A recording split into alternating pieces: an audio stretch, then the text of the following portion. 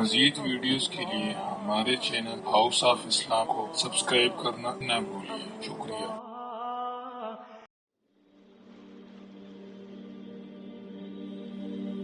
اس صدی میں آپ کو معلوم ہے سوویت یونین کا نام و نشان نقشے سے ختم ہو چکا۔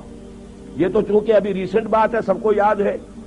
اس صدی میں پہلے گریٹ اوٹومان امپائر، عظیم سلطنت عثمانیہ، وہ سوویت یونین سے بھی بڑی تھی۔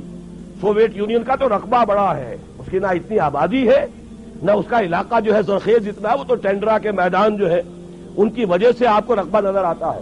گریٹ اوٹومان امپائر، یہ پورا ابھی جو یوگوسلاویہ کہہ رہے تھے، یوگوسلاویہ کیا، پورا ایسٹ یورپ جو ہے یہ ان کے زیر نگیں تھا، اور پورا شمالی افریقہ، پورا ویسٹ ایشیا، 3 بر اعظموں پر پھیلی ہوئی ایک عظیم مملکت، اور نام و نشان ختم ہو گیا۔ ترکی نام کا چھوٹا سا ملک رہ گیا۔ اسی طریقے سے یہ بالکل ہو جانے والی بات ہے، نہ سمجھیے گا جو ہسپانیہ میں ہوا تھا اور جو اب بوسنیا میں ہو رہا ہے وہ یہاں نہیں ہو سکتا، اس لیے کہ بھارت کے ہندو کا یہ ڈکلیئرڈ آبجیکٹو ہے کہ اس زمین کو پاک کرنا ہے۔ یہ نجس ہیں، یہ ملچ ہیں مسلمان، اور ان کو یہاں سے ختم کر کے دم لینا ہے۔ دیو رس کا ابھی ایک سرکولر شائع ہو چکا ہے، تمام ہندو سماجی سیاسی تنظیموں کو اس نے یہ لیٹر بھیجا ہے، سرکولر بھیجا ہے کہ اب وقت آ گیا ہے کہ ہم کمر کس لیں کہ بھارت کی پاک سرزمین کو مسلمانوں کی نجاست سے ہمیں پاک کرنا ہے۔ اور میں آپ کو یقین دلاتا ہوں کچھ تھوڑا سا رد عمل پاکستان اور بنگلہ دیش میں تو ہوگا، باقی پوری مسلم ورلڈ میں کوئی رد عمل نہیں ہوگا۔ میں گارنٹی، آئی اسٹینڈ گارنٹی، کہیں سے کوئی رد عمل نہیں ہوگا، اس لیے کہ ایودھیا کی مسجد پہ انہوں نے دیکھ لیا۔ ہم نے بھی جو رد عمل کیا ہے وہ کوئی صحیح رد عمل تو نہیں تھا، ہم نے مندر گرا دیا، کیا حاصل ہوا؟ بدنامی دنیا میں مول لے لی، دینی اعتبار سے بھی غلط اور دنیاوی اعتبار سے بھی غلط، فائدہ کچھ نہیں، نقصان ہی نقصان۔ لیکن یہ کہ بنگلہ دیش میں ہو گیا، پاکستان میں ہو گیا، باقی پوری دنیا میں کسی نے یہ بھی نہیں کہا کہ یہ دوبارہ مسجد بن جانی چاہیے، ورنہ ہم اپنے تجارتی تعلقات ختم کر لیں گے۔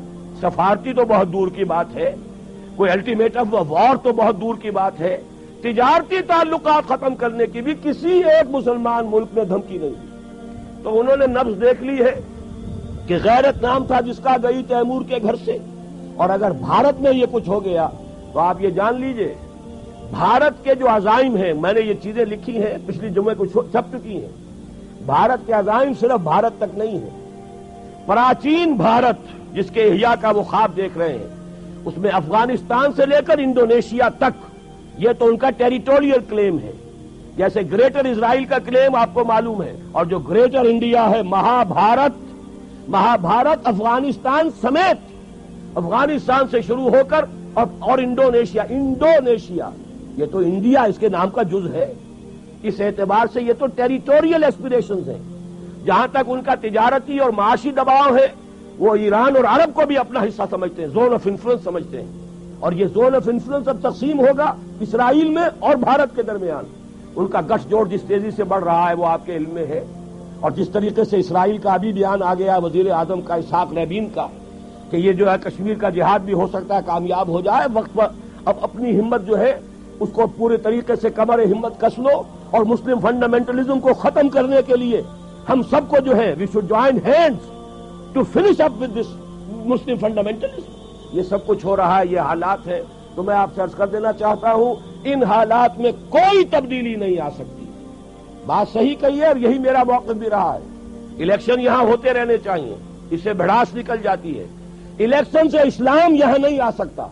یہ میرے اور توکل صاحب کے درمیان اختلاف ہے، اور یہ بڑی بات ہے، انہیں معلوم ہے میری رائے کیا ہے، انہوں نے مجھے پھر بھی دعوت دی ہے، میری میزبانی کر رہے ہیں، یہ ان کا حوصلہ ہے۔